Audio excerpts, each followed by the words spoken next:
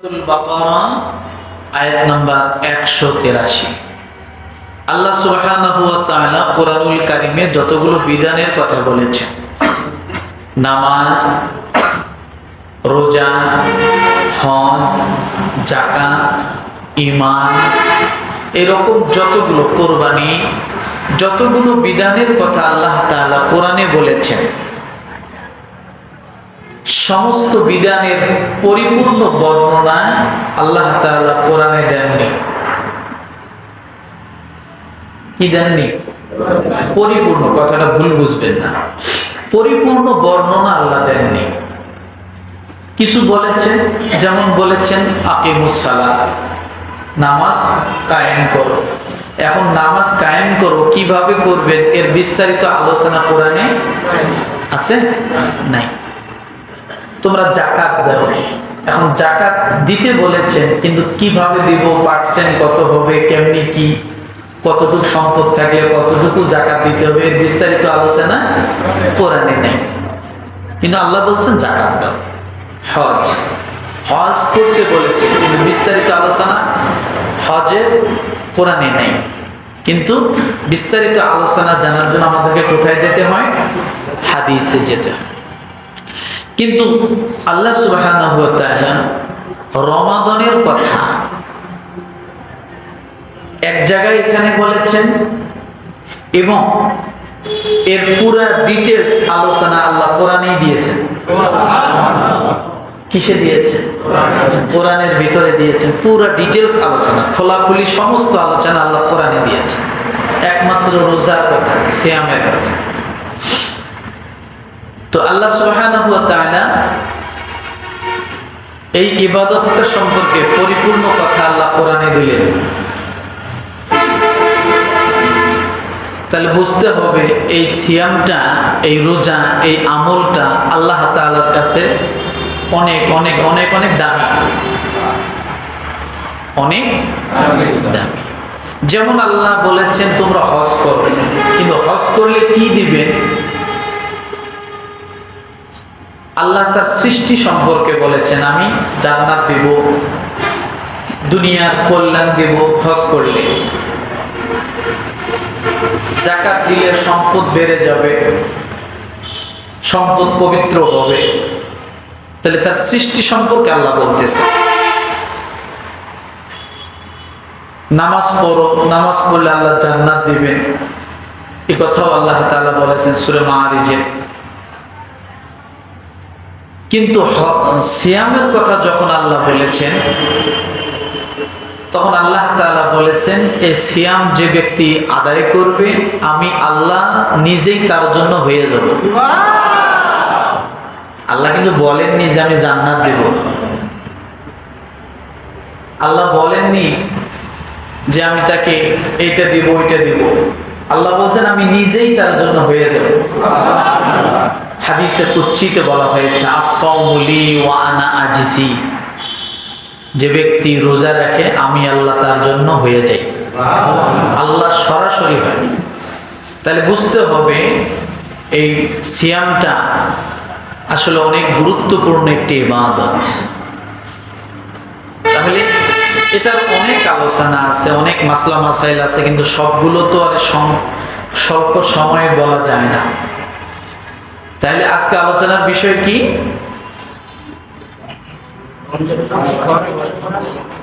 রমাদান প্রশিক্ষণের মাস এবং মুত্তাকি হওয়ার মাস। আসুন, আল্লাহ তাআলা সূরাতুল বাকারার 183 নম্বর আয়াত থেকে আলোচনা শুরু করছেন। আল্লাহ পাক রব্বুল আলামিন বলেন, ইয়া আইয়ুহাল্লাযীনা আমানু কুতিবা আলাইকুমুস সিয়ামু কামা কুতিবা আলাল্লাযীনা মিন ক্বাবলিকুম লাআল্লাকুম তাত্তাকুন। রব্বুল আলামিন ডাক দিয়ে বলেন, হে মুমিনগণ, তোমাদের জন্য সিয়ামের বিধান দেওয়া হলো, তোমাদের জন্য রোজার বিধান দেওয়া হলো। আল্লাহ তাআলা ডাক দিয়ে বলেন,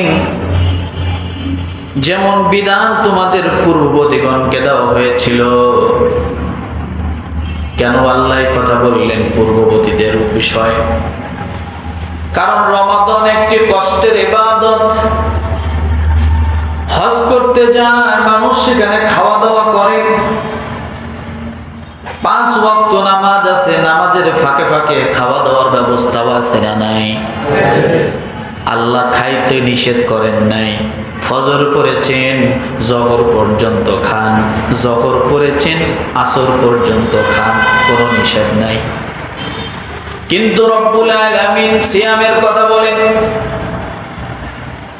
যখন তোমরা তোমাদের কালো রশ্মি এবং সাদা রশ্মি সময় এসে যায়, তখন থেকে নিয়ে সূর্য ডোবা পর্যন্ত তোমাদেরকে অনাহারে থাকতে হবে, এটার নাম রোজা। এই সময়ের মাঝে কিছু খাওয়া যাবে না। এখন এই জন্য এটা আমাদের জন্য কষ্ট। এই জন্য রব্বুল আলামিন এই কষ্টকে সহজ করার জন্য আল্লাহ তাআলা সূরা নিসার মধ্যে ডাক দিয়ে, সূরা বাকারায় ডাক দিয়ে বলেন, এই রোজা শুধু তোমাদের একার উপরে চাপিয়ে দেওয়া হয় নাই, তোমাদের পূর্বে যারা এসেছিল তাদেরকেও আমি আল্লাহ রোজা দিয়েছিলাম, যাতে কিছুটা আমাদের জন্য ভয় ভীতি ভেঙে যায়, আমাদের জন্য একটু রোজা কি হয়, হালকা হয়, সাহস আসে যে না, এটা আমাদেরকেই শুধু দেওয়া হয়নি, আমাদের পূর্বে যারা এসেছিল তাদেরকেও দেওয়া হয়েছে। হ্যাঁ, দ্বিতীয় কথা হলো তাদের রোজা ছিল কেমন? মাগরিবের নামাজ পড়েছে, ক্লান্ত শরীর নিয়ে ঘুমিয়ে গেছে, যখনই ঘুম চোখের মধ্যে আসছে আর ঘুমিয়ে পড়েছে, সেই মাগরিবের পর থেকে নিয়ে আবার আগামীকাল মাগরিব পর্যন্ত পুরা লম্বা সময়টা তাদের জন্য রোজা ছিল। এর ভিতরে তারা খাইতে পারতো না। ধরেন 24 ঘন্টা, রাত্রে ঘুমায় গেল, তখন থেকে রোজা শুরু হলো, আর এই রোজা শেষ হবে কখন? পরের দিন সূর্য অস্তে যাবে তারপরে। তাহলে কত কঠিন রোজা ছিল তাদের। আর আমাদের জন্য কি? আল্লাহ তাআলা ডাক দিয়ে বলেন, ও দুনিয়ার মানুষ, আমি আল্লাহ তোমাদের জন্য ওই রকম ভাবে করে নাই। আলিমাল্লাহু আন্নাকুম কুনতুম তাখতানুনা আনফুসাকুম ফাতাবা আলাইকুম ওয়া আফা আনকুম ফালআনা বাশিরুহুন্না ওয়াবতাগু মা কাতাবাল্লাহু লাকুম وكلوا واشربوا حتى يتبين لكم الخيط الأبيض من الخيط الأسود من الفجر। আল্লাহ বলেন, রাত্রে যত আগে ঘুমাও না কেন, সারা রাত তোমার জন্য আমি আল্লাহ তাআলা ফজরের আগ পর্যন্ত আবিয়াদু মিনাল গায়তা আসওয়াদি মিনাল ফাজর, ফজরের আগ পর্যন্ত আমি আল্লাহ তোমাদের খাওয়ার অনুমতি দিয়ে দিলাম।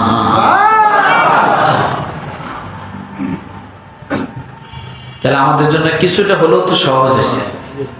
সূরা বাকারা 187 নম্বর আয়াত আল্লাহ বলেন, এগুলো সব তোমাদের জন্য আমি একটু হলেও সহজ করেছি। দ্বিতীয় কথা হলো, আল্লাহ বলেন, আপনি যদি প্রশ্ন করেন আল্লাহ আমি যদি রোজা রাখি তাহলে কি হবে? রব্বুল আলামিন ডাক দিয়ে বলেন, তোমরা যদি রোজা রাখো আমি আল্লাহ তাআলা তোমাদেরকে রোজার মাধ্যমে মুত্তাকি বানায়া দিব। রোজার মাধ্যমে মুত্তাকি বানায়া দেব।